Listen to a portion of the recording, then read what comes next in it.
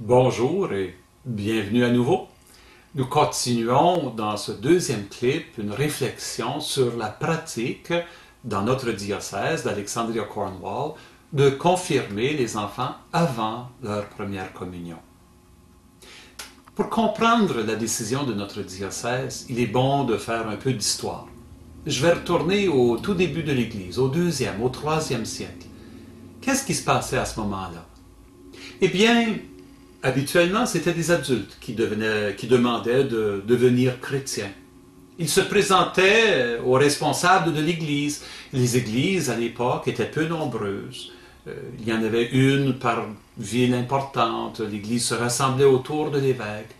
Alors, on venait se présenter pour se préparer à être initié à la vie chrétienne, les sacrements d'initiation.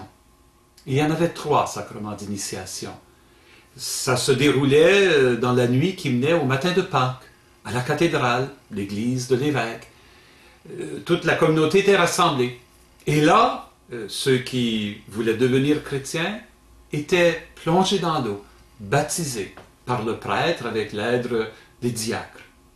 Et une fois qu'ils étaient sortis de l'eau et qu'ils avaient revêtu un habit blanc, on les menait jusqu'à l'évêque. Et là, l'évêque prenait de l'huile sainte, une huile qu'on appelle le Saint-Crème. Et il versait cette huile sur la tête du nouveau baptisé, où il en faisait une onction avec sa main. C'était le sacrement de l'onction ou de la chrismation, ou ce que nous autres, on appelle aujourd'hui la confirmation. Et ensuite, on continuait avec la célébration de l'Eucharistie. Là, c'était la participation avec toute la communauté chrétienne au geste que Jésus avait posé le soir avant de mourir, lorsqu'il prit du pain, rendit grâce, rompit le pain et le donna à ses disciples en leur disant « C'est mon corps, c'est mon sang, faites ça en mémoire de moi ». Alors le nouveau baptisé, confirmé pour la première fois, avec toute la communauté, faisait en mémoire de Jésus ce qu'il avait fait, et il communiait pour la première fois au corps et au sang du Christ. Et c'est ainsi que son initiation était complétée. 3 gestes distincts, mais une seule initiation. 3 sacrements, mais une démarche initiatique qui faisait de lui un membre à part entière de l'Église. Vers le 6e, le 7e siècle, il a commencé à se présenter un peu partout dans l'Église des situations un peu différentes. Les églises ont commencé à grandir dans la campagne, là où il y avait un prêtre qui était là pour représenter l'évêque, mais l'évêque était loin. Alors quand on se présentait pour devenir chrétien, qu'est-ce que le prêtre pouvait faire? Évidemment, il pouvait baptiser. Ça avait toujours été la pratique que le prêtre faisait le baptême avec l'aide du diacre. Mais pour la confirmation, que faire? Ça, c'était réservé à l'évêque. Dans l'Empire oriental, l'Empire romain de l'Orient, la région qui couvre la Grèce et la Roumanie et la Turquie, et la Palestine, Israël aujourd'hui, la Syrie et l'Égypte, toute cette région-là, les évêques ont décidé de donner la permission aux prêtres de prendre cette huile que les évêques avaient consacrée, le Saint-Crème, et de faire l'onction tout de suite. De sorte que la personne pouvait compléter son initiation en recevant le corps et le sang du Christ. Donc le prêtre baptisait, confirmait, présidait l'Eucharistie à laquelle le nouveau baptisé confirmé participait.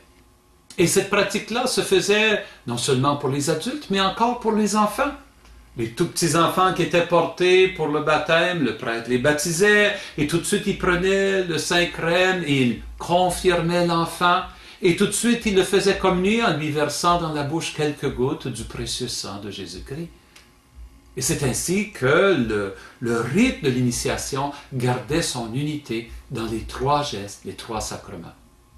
Mais dans l'Empire romain occidental, dans la partie que nous appelons l'ouest de l'Europe, je parle de l'Italie, la France, l'Espagne, le Portugal, l'Angleterre, une partie de l'Allemagne. Dans ces régions-là, la décision a été de réserver l'onction à l'évêque. Ce qui a créé une distance entre le baptême et la confirmation, une distance dans le temps et parfois dans le lieu. L'évêque ne venait pas souvent, les moyens de transport étaient plus difficiles à l'époque. Donc, on pouvait attendre plusieurs années avant que l'évêque vienne visiter une paroisse. Et là, tous ceux qui avaient été baptisés depuis la dernière visite de l'évêque, on les rassemblait. Il pouvait y avoir des petits-enfants, des adolescents, des adultes, des vieillards. Tous ceux qui n'avaient pas été confirmés depuis la dernière visite de l'évêque, on se rassemblait autour de l'évêque et là, l'évêque les confirmait et enfin, ils pouvaient compléter leur initiation chrétienne parce qu'ils n'avaient pas encore communié. Ils n'avaient pas le droit de communier avant d'être confirmés. De sorte que là, on célébrait l'Eucharistie et leur initiation était complète. C'est la situation qui a duré dans l'Europe occidentale, en Amérique du Nord, jusqu'au début du XXe siècle. Vers les années 1900-1905, le pape Pie X, voyant que très peu d'enfants ou d'adolescents communiaient, trouvait que ce n'était pas bon. Il faudrait leur faciliter l'accès à la communion pour qu'ils s'habituent à venir à la messe et à communier plus souvent. Et plutôt que de décider de permettre aux prêtres alors de confirmer les enfants pour leur donner accès à la communion, il a fait quelque chose qui n'avait jamais été fait dans l'histoire de l'Église. Il a décidé de permettre aux enfants de communier avant d'être confirmés. Et pour la première fois en 1900 ans, une exception majeure s'est glissée dans la pratique de l'Église. On changeait l'ordre des sacrements d'initiation et tout à coup, on communiait avant d'être confirmé. La règle de l'Église, elle, la règle générale, a gardé l'ordre traditionnel. Baptême, confirmation, Eucharistie. Mais l'exception que le pape Pie X a choisi, cette exception-là, elle est toujours possible et de fait, la grande majorité des diocèses suivent l'exception. Mais certains diocèses, dont le diocèse d'Alexandria-Cornwall, a décidé, pour des raisons théologiques, des raisons du sens, on pourrait dire, des sacrements, de retourner à la pratique ancienne, la pratique traditionnelle, la pratique qui devrait être ordinaire, qu'on soit baptisé et confirmé avant de pouvoir communier.